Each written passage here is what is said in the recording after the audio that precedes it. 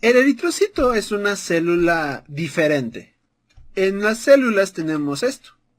Ese es el mapa metabólico. Pero el eritrocito es diferente en el sentido de que sus necesidades fisiológicas y bioquímicas se satisfacen de diferente forma. Aquí te pongo esta pregunta hablando de manera general a todas mis células, es ¿por qué respiramos? O sea, ¿por qué necesitamos el oxígeno para hacer nuestros procesos? Normalmente siempre me dicen, para vivir. Y yo, sí, pero ¿para qué? Para crecer. Y yo, ¿en qué parte? Para producir energía. ¿Cuál energía? ¿No? ¿De qué tipo? ¿De qué me estás hablando? Y recordaremos que primero el oxígeno tiene que ver con procesos de oxidación y reducción, ¿no?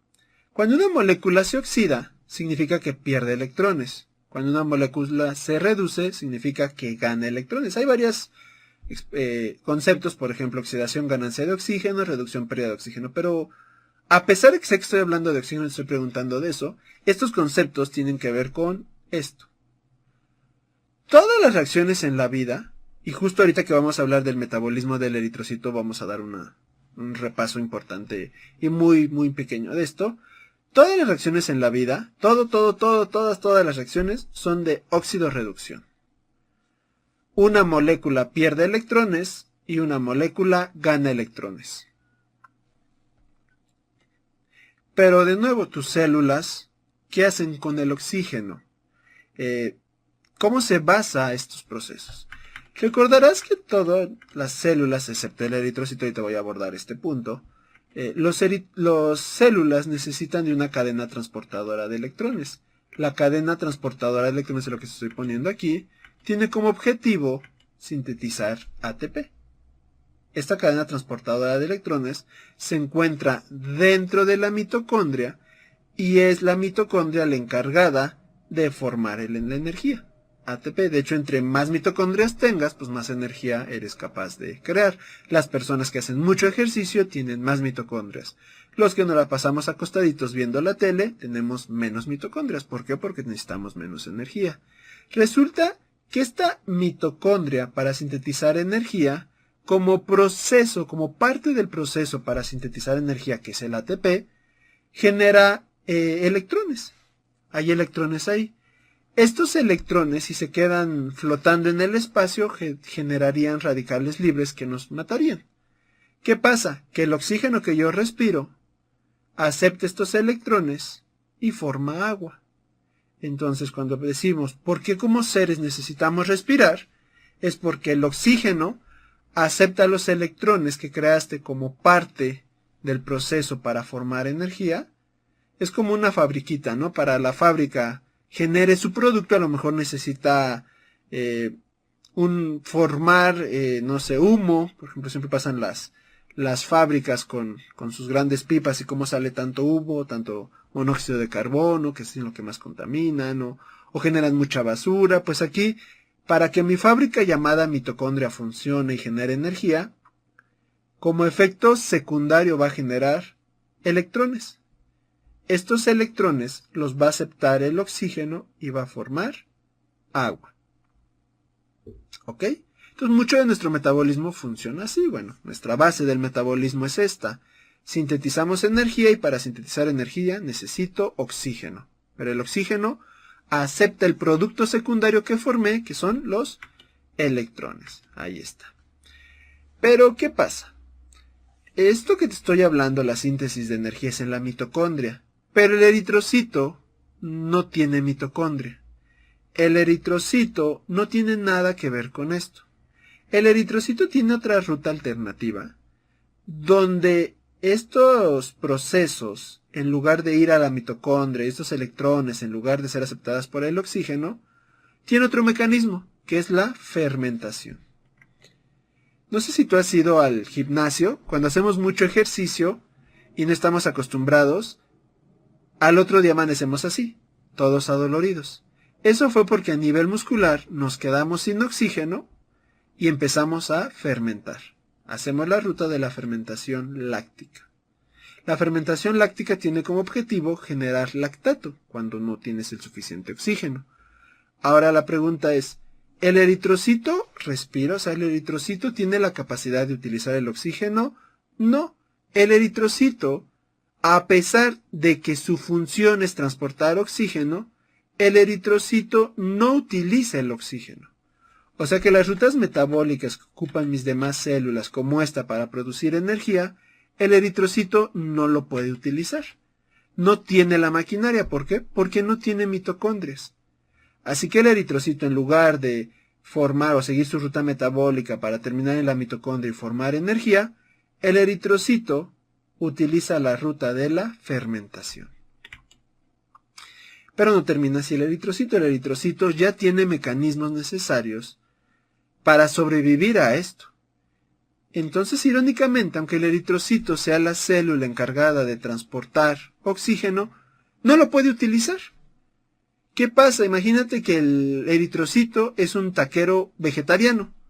Hace taquitos de pastor, de suadero, de tripa. Ay, los de tripa son los más buenos, ¿no? Pero ¿de qué va? Pero el eritrocito no se los puede comer. Un taquero vegano, pues hace los tacos, pero no se los come. Un eritrocito reparte el oxígeno, pero no lo utiliza para sí mismo. Las ironías de la vida.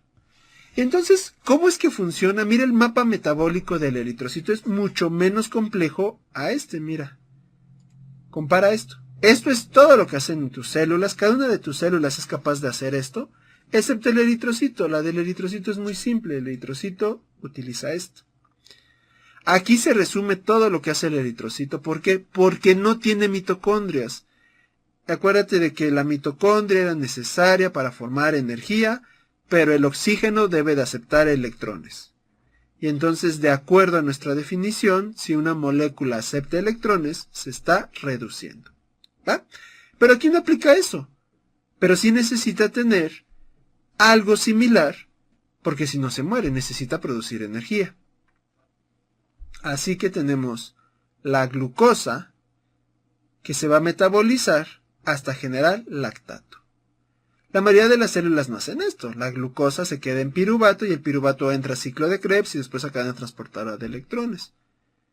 Pero mis células, incluso también el eritrocito, como no hay oxígeno o no utilizan el oxígeno, lo que van a hacer es la fermentación láctica.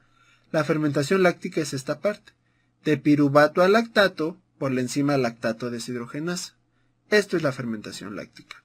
Todas tus células solo lo harían cuando se queden sin oxígeno. Pero tu eritrocito no, tu eritrocito en todo momento le está utilizando. El eritrocito va a utilizar esto. Este es su mapa metabólico. No te preocupes, no nos frustremos. Hay en general 4 rutas importantes. La primera, ruta de Embder-Meyerhof. También conocida, o bueno, no tan bien, anteriormente se le conocía como glucólisis anaerobia. No me gusta ese nombre y qué bueno que lo dejaron de utilizar porque glucólisis es una cosa y eso de anaerobia es otra.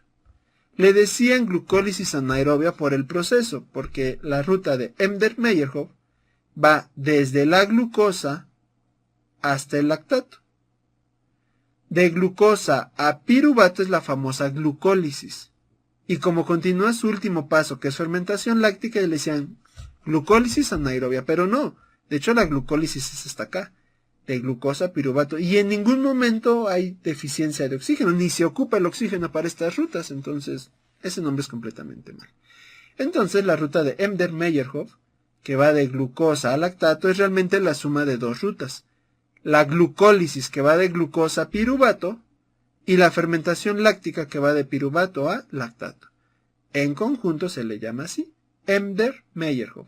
Su principal función, como aquí lo vemos, es durante esta ruta se va generando ATP. Mira, aquí se genera, aquí se genera. Se genera muy poquito. De manera normal, si la célula tuviera mitocondrias y pudiera hacer lo que te dije con el oxígeno, por cada molécula de glucosa se generarían alrededor de 37 moléculas de ATP. Te dije que es alrededor porque no es una ruta así lineal, o sea que va interaccionando con diferentes cosas.